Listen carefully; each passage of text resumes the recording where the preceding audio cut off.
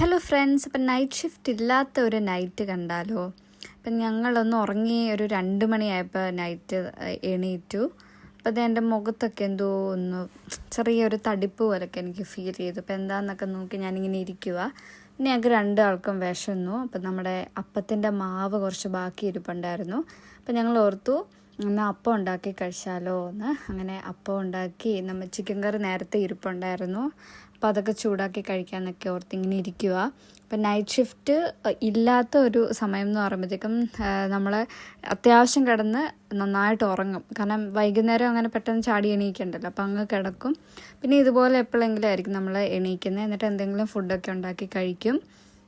എന്നിട്ട് കുറച്ച് നേരം വർത്തമാനമൊക്കെ പറഞ്ഞിരിക്കുകയൊക്കെ ചെയ്തിട്ട് അങ്ങനെ പോകും. അപ്പോൾ ഇന്ന് ഞങ്ങൾ 2 പേർക്ക് ഓഫായ കാരണം ഞങ്ങൾ മാക്സിമം ഒന്നിച്ചെല്ലാം ചെയ്യുന്നത്. അങ്ങനെ മുട്ട പുഴുങ്ങാൻ വെച്ചു. പിന്നെ നമ്മുടെ ചിക്കൻ കറി ഞാൻ നേരത്തെ ആക്കി വെച്ചിട്ടുണ്ടായിരുന്നു, അത് ചൂടാക്കണം.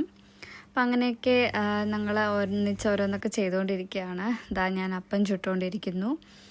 ഈ നൈറ്റ് ഷിഫ്റ്റിൻ്റെ ഒക്കെ ചെയ്യുന്നവരുടെ ഏറ്റവും വലിയ പ്രശ്നമായിരിക്കും ഇങ്ങനത്തെ ഒരു ചിട്ടയില്ലാതെ അങ്ങ് പോകും നമ്മുടെ ഉറക്കവും ഫുഡും കാര്യങ്ങളും ഒക്കെ. എന്നാലും മാക്സിമം നമ്മൾ ഒരേ സമയത്തൊക്കെ കിടന്നുറങ്ങാൻ ശ്രമിക്കുന്നുണ്ട്. മാക്സിമം ഓഫുള്ളപ്പോൾ ഒക്കെ നന്നായിട്ട് കിടന്നുറങ്ങി റെസ്റ്റ് എടുക്കാനൊക്കെ നമ്മൾ നോക്കും.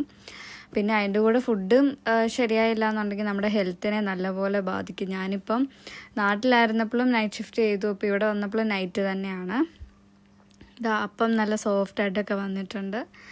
ഡേയിലോട്ട് മാറിയാലും നമുക്ക് അതിൻ്റേതായ പ്രശ്നങ്ങളുണ്ട്. പിന്നെ അവിടെ സ്റ്റാഫിൻ്റെ കുറച്ച് ഇഷ്യൂസൊക്കെ ഉണ്ട്. അത് കാരണം ഞാൻ പിന്നെ നൈറ്റ് തന്നെ ചെയ്യുന്നത്. നമ്മുടെ ചിക്കൻ കറി സെറ്റായിട്ടുണ്ട്. മുട്ട പുഴുങ്ങി തോടൊക്കെ പൊളിച്ചു. നമ്മുടെ അപ്പവും എല്ലാം ശരിയായി വന്നിട്ടുണ്ട്.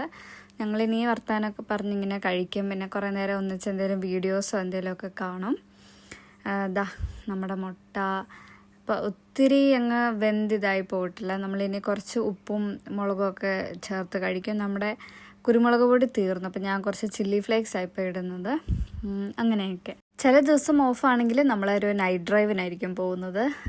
വേറെ പരിപാടിയൊന്നുമില്ല, ജസ്റ്റ് കുറച്ച് നേരം ഡ്രൈവ് ചെയ്യും, തിരിച്ചങ്ങ് പോരും. അങ്ങനെ ഇന്നിപ്പോൾ നമ്മൾ ഇപ്പോൾ ഒത്തിരി ലേറ്റ് ആയിപ്പോയില്ലേ. വെളുപ്പിന് 2 മണി 3 മണി ടൈമായ കാരണം എന്നാൽ പിന്നെ അങ്ങനെ പോകാനൊന്നുള്ള പ്ലാനൊന്നും ഇല്ലായിരുന്നു. ഫുഡൊക്കെ കഴിച്ച് റൂമിൽ തന്നെ ഇരിക്കാമെന്നൊക്കെ ഓർത്തു. ഇത് പിന്നെ ഷെയർഡ് അക്കോമഡേഷൻ ആയ കാരണം നമുക്ക് ഒത്തിരി ലിമിറ്റേഷൻസ് ഉണ്ട്. അതായത് നമ്മുടെ ക്ലീനിങ് ആണെങ്കിലും ഇപ്പം എല്ലാവരും ഒരേപോലെ ക്ലീൻ ചെയ്യണം എന്നൊന്നുമില്ല. അവനവൻ്റെ കുക്കിംഗ് കഴിഞ്ഞ് ക്ലീൻ ചെയ്ത് ഇടുക എന്നുള്ള ഒരിത് മാത്രമേ ഉള്ളൂ. അല്ലാണ്ട് ഇന്ന ദിവസം ഇന്ന ആൾ അങ്ങനത്തെ ഇതൊന്നും ആയിട്ടില്ല, അങ്ങനെ പറഞ്ഞിട്ടില്ല ഇതുവരെ.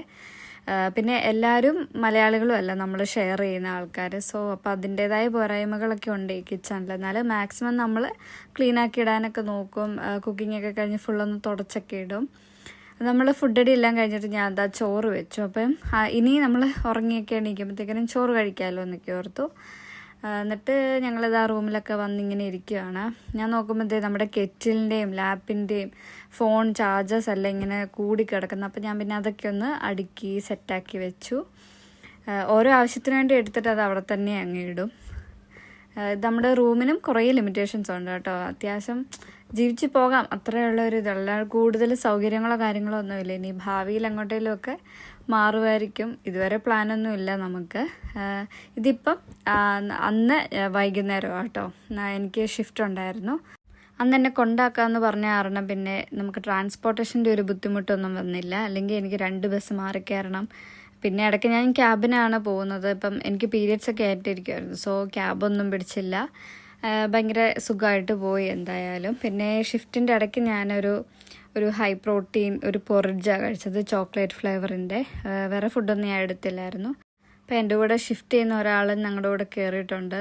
ആൾ ഫുൾ ടൈം ഫോണിലാണ്. പിന്നെ ഇടയ്ക്ക് വർത്താനമൊക്കെ പറയും. റമി എന്നാണ് പേര്, റമി എന്ന് വിളിക്കും. അപ്പോൾ ആളും ഉണ്ട് നമ്മുടെ കൂടെ. നമ്മൾ ആ ഷിഫ്റ്റ് എല്ലാം കഴിഞ്ഞ് പോയിക്കൊണ്ടിരിക്കുകയാണ്. ഇടയ്ക്ക് നമ്മൾ പെട്രോൾ അടിക്കാൻ വേണ്ടി നിർത്തി. ഇപ്പോൾ രാവിലെ ആൾ ഷിഫ്റ്റ് കഴിഞ്ഞിട്ട് എന്നെയും കൂടി കൂട്ടിയിട്ടാണ് നമ്മൾ ഒന്നിച്ചായിരിക്കും റൂമിലോട്ട് പോകുന്നത്. തിരിച്ചു വരുന്നതും അപ്പോൾ എനിക്ക് വലിയ പാടില്ല. ഇപ്പം ആൾക്ക് ഷിഫ്റ്റ് ഉണ്ട്, നേരത്തെ പോകണം എന്നുണ്ടെങ്കിൽ ഒന്നെങ്കിൽ ഞാൻ ഇപ്പം മിക്കവാറും ക്യാബ് എടുക്കും. അല്ലെങ്കിൽ നമ്മൾ വരുന്ന സ്ഥലത്തുനിന്ന് തന്നെ വേറെ സ്റ്റാഫുണ്ട്. അപ്പോൾ അവരുടെ വീട് വരെ നമ്മൾ ക്യാബിന് ഷെയർ ചെയ്തൊക്കെ പോകും ആരെങ്കിലും ഉണ്ടെങ്കിൽ. അപ്പം അങ്ങനെയൊക്കെയാണ് ഇപ്പം കറൻ്റ്ലി പോയിക്കൊണ്ടിരിക്കുന്നത്. ഞാനിപ്പോൾ ബസ്സിനൊക്കെ പോയിട്ട് കുറേ നാളായി. ഇപ്പം ഇവിടുത്തെ സമ്മറായി കഴിയുമ്പോഴേ നമുക്ക് ഈ ബൈക്കിൽ പോകുന്ന ആൾക്കാരെ കാണാൻ പറ്റത്തുള്ളൂ കേട്ടോ. ഇങ്ങനെയൊക്കെ പോകും നമ്മുടെ ഒരു ഈവനിങ്ങും നൈറ്റും ഒക്കെ. അപ്പം നല്ലൊരു വീഡിയോ ആയിട്ട് ഞാൻ ഇനിയും വരാം. ബൈ.